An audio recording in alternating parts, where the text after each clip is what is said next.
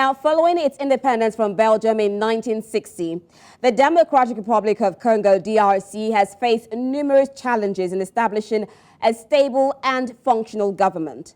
Political instability and power struggles among various factions resulted in a cycle of violence, rebellion, and repression. The root causes of the conflict in the DRC are therefore complex and multifaceted. Armed conflict has been a recurring theme in the DRC's recent history, and the civilian population has borne the brunt of this violence, with communities being caught in the crossfire, facing displacement, and enduring severe humanitarian crises. The consequences of the conflict in the DRC are staggering. In addition to the human toll, the conflict has hindered economic development and perpetuated a cycle of poverty in the DRC. Efforts to bring peace and stability to the DRC have been ongoing, but have faced significant challenges. Now, joining us on the second half to share insight on the continued tensions in the Democratic Republic of Congo and Africa's peacekeeping mission in the region is Gideon Beleke, is a political and diplomatic analyst who joins us from Toronto, Canada. Thank you so much for joining us on One Slot. Thanks for having me.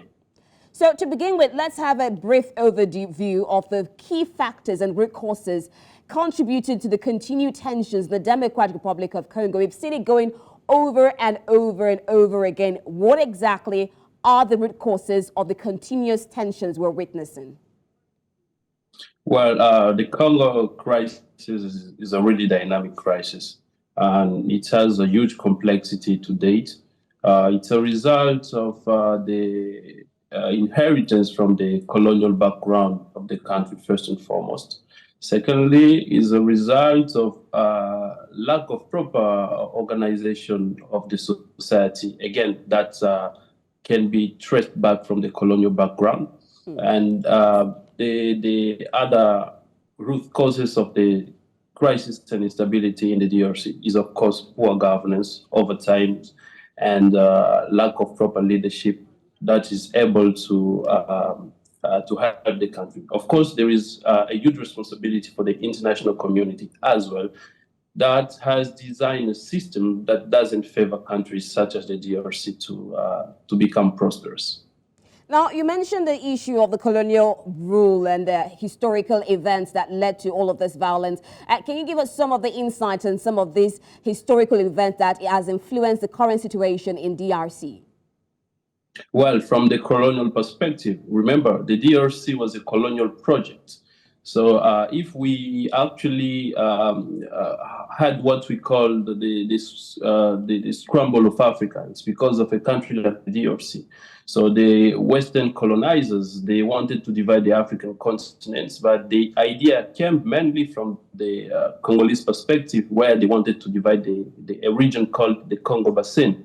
And because the King Leopold II, who was the king at the time of Belgium, wanted to have total control over the Congo, he decided to go and talk to Otto von Bismarck, the former Chancellor of Germany, and with whom they decided to organize what they called the Berlin Conference from 1884 to 1885. And that led to the scramble of Africa, the division of Africa. So Congo became a private property of an individual called Leopold II. And, you know, a private property where he exploited both natural resources and human people. He exploited both the Congolese and the natural resources, the wealth of the Congo, for the sole benefits of the Western countries. And due to that, the country has been having administrations that are based on extractive ideologies. So it's a form of extraction. The Congo has been extracted, and that still persists up to date, even in the Congolese politics. Now, while you talked about this historical event, somehow the issue of the natural resources in DR Congo comes to play. And we're seeing a situation where, despite lots of resources, talk about the cobalt, talk about copper, lots of things coming on from DRC still remains one of the poor living countries.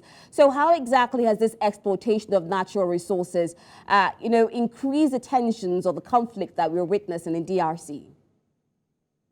Well, as the Congo has been an extractive country that persisted through history. Remember when we got our independence in 1960, the new administration led by our former Prime Minister, Patrice Lumumba, he wanted to organize the country. He was a visionary leader. But because there were a lot of external interferences, external interest in the DRC, the CIA and the Belgium, they decided to assassinate Patrice Lumumba. And after his assassination, they put on power someone they could easily manipulate in the name of Mobutu Sese Seko. And the guy became a ruthless dictator. He ruled the country for over 32 years, precisely. And he looted the country during all those periods, instead of serving the interests of the Congolese people. So he was basically serving the interests of Western countries who at the time designed an international system that favors them. Remember, during those periods, the world was actually at the end of the Cold War. And there is a small detail why they end up assassinating Patrice Lumumba, because they knew the wealth. They saw that he was a brilliant man with great ideology to develop the country, to make it independence. And because they didn't want the country to be independent, they created all form of mechanism to kill him and to destabilize the DRC. And that has been perpetuated in the Congolese politics up to date. And talking about Congolese politics, I mean, coming back to present time, we're seeing a situation where there are some people who say that it's not just about the M23 rebels. We've seen that over and over again, the involvement or the max involvement supposedly of Rwanda and sometimes Uganda, which we've seen from DRC complaints. Some have also said that the president, Felix Tshisekedi, also has a hand in it, especially looking at the third term, looking at the second term for President Felix Tshisekedi. Do you see any sort of connection between these two postulations that people are having, that President Felix Tshisekedi is majorly concerned about his second term in office, and that's why he's not focusing on the issues at hand? Well, it's widely said everyone wants a piece of Congo, and that's the truth. If you look at the situation within the Great Lakes region, for instance, have a look at a country like Uganda and Rwanda. All they do is to loot the DRC, to loot the natural resources, to create chaos so that they can continue plundering our natural resources, and they've created war in that region. So the main origin of war in that region is mainly economic. It's because of natural resources. Of course, sorry, Gideon, to cut you short. Over time, we've been hearing this supposed interaction with Rwanda or Uganda, or trying to loot the resources of DRC. Has there been enough evidence to put it to the fact that Rwanda is actually involved in all these exploitations going on? There is huge evidence. There is huge evidence aplenty. Like, look at the economic index of Rwanda. They claim that they're exporting $600 million of gold value in the last year alone. Where are they getting that gold from? There's no gold mines in Rwanda. Where are they getting it from? They're getting it from the DRC, and that's why they continue to sponsor terrorist organizations such as the M23 to plant our natural resources. They are doing it, and there is evidence. There is actually UN reports on this particular matter. So there's nothing as an alibi or a false story. This is a true, and there is evidence. There is evidence as well on how Uganda is exploiting illegitimately the natural resources in the Eastern DRC. And all these military mechanisms they are creating is to protect that looting cartels they have established in that region. And the people are suffering. The people are suffering from the consequences of all these people who are after wealth, illegal wealth. And what about the presidency? What have they done concerning this issue? Well, on the Congolese side, we failed with our leadership, because among the leaders who were supposed actually to counter all these countries that they are abusing with our sovereignty, doing anything they want on our land, we have leaders who are now collaborating with them, or leaders who have now adopted the same behavior. So they are also involved in the illegal exploitation of minerals. They are involved in the illegal looting of the country instead of being accountable to the masses, instead of being accountable to the Congolese people in general. And talking about regional cooperation or regional deployment, we've seen a situation where there's been deployment of the East African Community troops towards bringing peace into the DRC. And we've also seen situations of the UN Peacekeeping Mission. But first of all, let's talk about the East African Community peace missions. And even recently, we saw a meeting of African leaders in Angola trying to bring peace missions. So for those peace missions, talking about the East African Community, how effective has it been, this mobilization of troops in the DRC to bring about peace? I think that was the wrong move from the Kinshasa's government, from the Tshisekedi's regime, to try to subordinate our security forces. Remember, we have a national army, and the role of our national army is to protect the territorial integrity and the sovereignty of the DRC. And when we decide to give that responsibility to other countries who have their own interests, that's already a bad move from Kinshasa. That was a huge mistake, allowing external troops to come and intervene in the DRC. Now we have almost 9 troops who are present in the DRC, apart from the UN peacekeepers. So we have all these external troops who have their own interests. They are not there to restore peace. That's not the main objective. They are there to secure their own interests. They have their own state interest. And pretending as if these armies, these external forces, will resolve the Congolese conflict is totally fallacious. It's totally unacceptable. Like it can't happen. It's irrational. So the way forward is to equip our armed forces, is to train them. The main mechanism here is to make to invest massively, to make huge investment in our armed forces so that they can be able to defend our country and our sovereignty properly. The ESC do not support the move, and we are actually calling for their withdrawal, because all they are doing is allowing the M23 to capture more territories while our people are being killed and women are being raped in the eastern DRC. And what are the issues with the internal or local military forces in DRC? I mean, there's a reason why they had to bring about external forces. You talk about the fact that they should strengthen the internal military forces. What are the issues with DRC's internal military structure? Well, we have huge problems with our military forces. The first issue was the army was underfunded. There were not available funding for the army. Throughout the years, we've not been investing properly in our army, and that's a result of the mismanagement of the country. Just like the army, the governance in the DRC has been poorly performed. So there is no good governance, and the good governance can be felt anywhere, from the army to other state departments or other state institutions. Everywhere, apart from the individuals who are on power, who of course are enriching themselves, there's nothing as progress. There's nothing as progress that can be seen somewhere. So the army was also a victim. And you know, when there is no funding, the army cannot perform. They need equipment. They need our soldiers need to receive good salaries. They need to have brand new equipment, gun machines, and all those stuff. And you know, we cannot protect the country without funds. That's why it's really important for the government. I actually applaud some reforms that are being made currently, though we need more. We have small investments that are being poured in the army, and we need more. The army should have a consequent budget that will allow it to perform its duty correctly. Okay, now, still looking at this peacekeeping missions, I mean, while we're still trying to look for more funding for DRC's internal military structure, we've seen MONUSCO, that's the UN peacekeeping mission, for about 20 years in DRC. What has been your assessment so far of their peacekeeping mission in DRC? Well, the MONUSCO has failed miserably to restore the peace in the DRC. They have been there for more than 20 years now.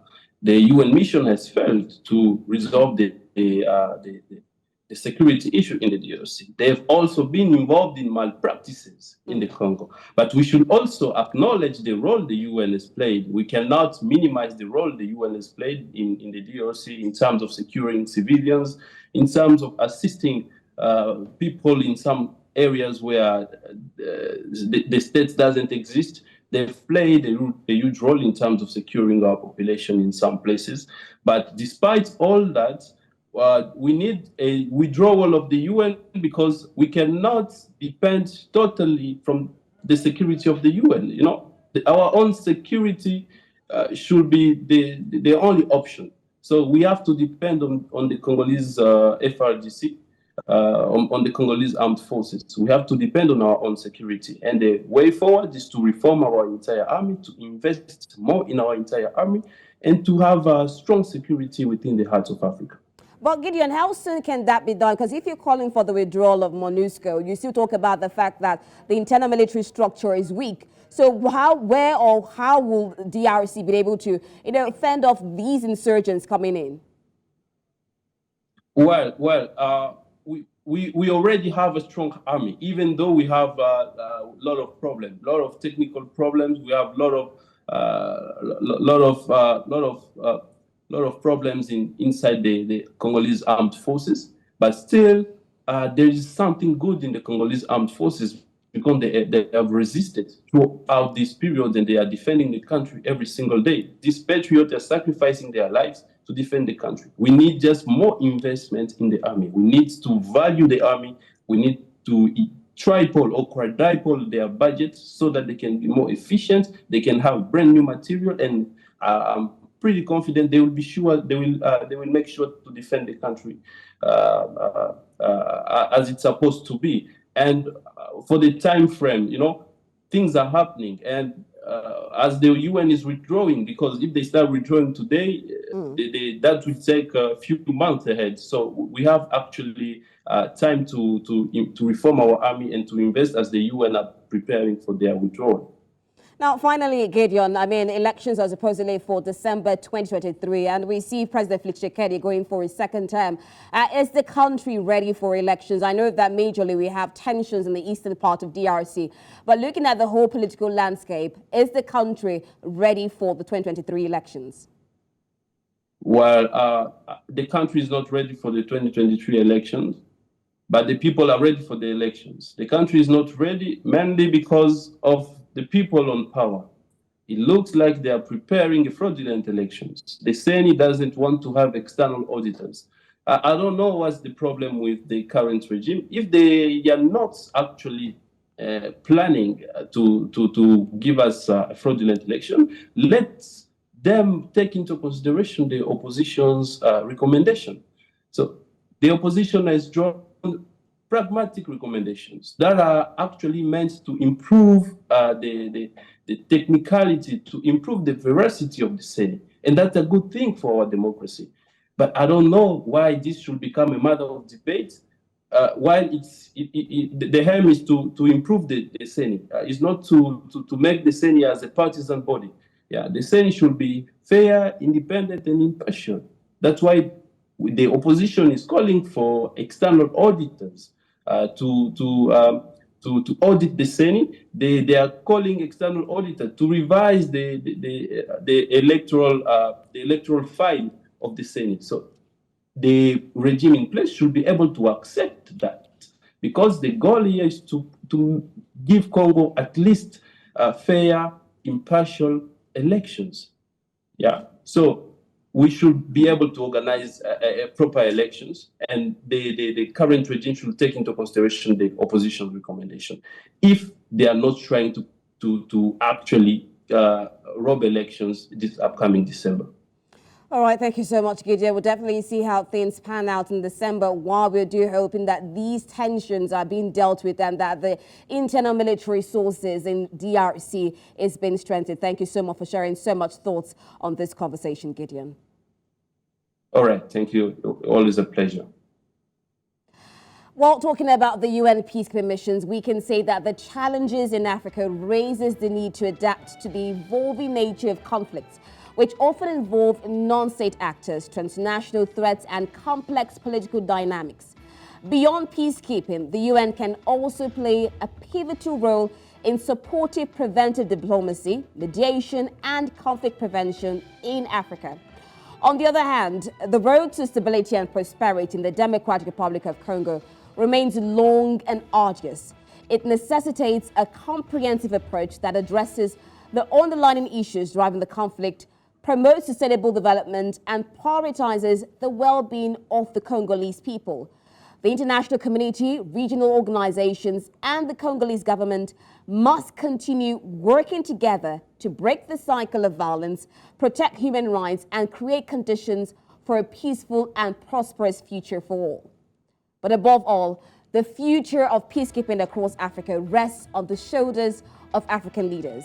By displaying strong leadership, promoting regional cooperation, addressing root causes of conflicts, and fostering inclusivity, African leaders have the potential to shape a more peaceful and stable continent. It is through their concerted efforts and dedication that Africa can advance towards a future where conflicts are effectively prevented, peace is sustained, and the well-being of its people is ensured. Thank you so much for joining us on today's edition of One Slot. Till next time, I'm Rita Modia. Many thanks for watching.